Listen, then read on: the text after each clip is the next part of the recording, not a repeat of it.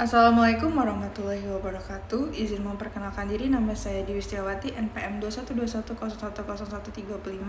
Di sini saya akan menjelaskan tentang hukum perdata internasional dari bab 1 bab 5. Yang pertama ada bab 1. Bab 1, pengertian dan ruang lingkup. Istilah hukum perdata internasional, hukum perselisihan adalah hukum perselisihan, bentrokan, pertikaian atau pertentangan sebagai sistem hukum perdata. Hukum antar tata hukum adalah tata hukum di antara sistem-sistem hukum yang bertemu pada suatu waktu, tempat, atau ruang. Adapun sumber hukum internasional, pasal 38 ayat 1, yaitu perjanjian internasional, kebiasaan internasional, asas-asas umum yang diakui oleh bangsa yang beradab, putusan-putusan pengadilan dan pendapat para sarjana yang terbuka dari berbagai negara, sumber tambahan bagi penetapan hukum, putusan orientasi internasional sebagai sumber pertahanan. Sedangkan sumber hukum perdata internasional adalah hukum nasional undang-undang. Adapun definisi pengertian hukum perdata internasional sebagai berikut.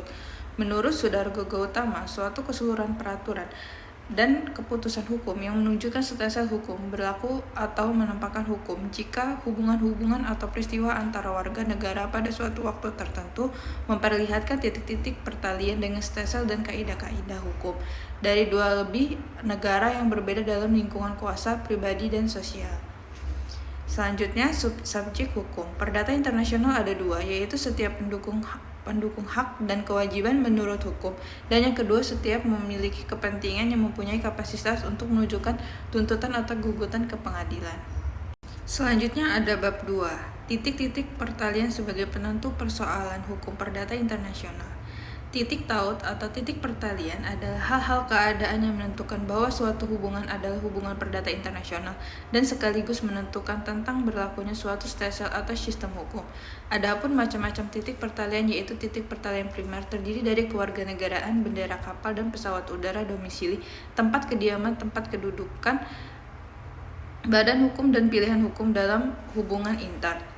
Selanjutnya, adapun bab 3, status personal dan asas-asas dalam penetapan kewarganegaraan dan domisili.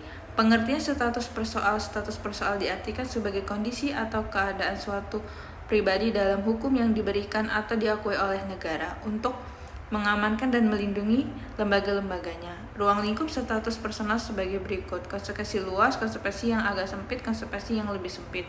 Adapun cara menentukan. Selanjutnya yang pertama ada asas nasional kewarganegaraan. 2. Asas status atau domisili let domiali. Adapun asas-asas dalam penentuan kewarganegaraan antara lain yang pertama, orang-orang yang tidak memiliki hubungan apapun dengan suatu negara tidak boleh dimasukkan sebagai warga negara dari negara yang bersangkutan. Yang kedua, suatu negara tidak boleh menentukan siapa merupakan warga dari suatu lembaga lainnya. Yang kedua, ada domisili. Menurut sistem hukum, untuk memperoleh domisili diharuskan memenuhi persyaratan kemampuan, tempat kediaman, hasrat, untuk tetap tinggal pada tempat kediaman tersebut. Selanjutnya ada bab 4, kualifikasi. Kualifikasi sebenarnya adalah melakukan translation atau penyalinan kepada fakta-fakta sehari-hari dalam istilah-istilah hukum. Adapun contoh perlunya kualifikasi dalam hukum perdata internasional yang pertama, mengenai istilah-istilah kadaluarsa atau lampau waktu. Yang kedua, ada persetujuan orang tua untuk menikah. Ketiga, masalah penentuan locus contentious, yaitu hukum yang berlaku untuk kontrak adalah di mana kontrak dibuat. Hal ini mudah menentukannya apabila pihak-pihak hadir dalam satu tempat. Mengenai benda bergerak atau tidak bergerak seperti mesin, pabrik, hotel, dan traktir harta bersama, yaitu harta benda, perkawinan, atau perwarisan. Berikutnya adapun macam-macam kualifikasi yang lex fori, lex causa, boktonom, dan kualifikasi bertahap. Selanjutnya ada bab 5, penunjukan kembali renvoi, di mana kita mengetahui bahwa tiap-tiap negara di dunia memiliki sistem hukum perdata internasional masing-masing, sehingga demikian tidak ada kesamaan secara menyelesaikan masalah-masalah hukum perdata internasional. Misalnya, menentukan status personil ditentukan menurut prinsip nasionalitas atau prinsip domisili. Selanjutnya, adapun hubungan dengan masalah kualifikasi, contohnya hukum perdata internasional. Hukum perdata internasional Indonesia ditentukan bahwa hukum Inggris harus diberlakukan untuk mengendali suatu perkara, yaitu hukum inters, atau bukan saja hubungan-hubungan hukum antara sesama seseorang Inggris atau hukum inter, tetapi mencakup kaidah-kaidah hukum perdata internasional yang mengenai choice of law. Yang terakhir, pro dan kontra.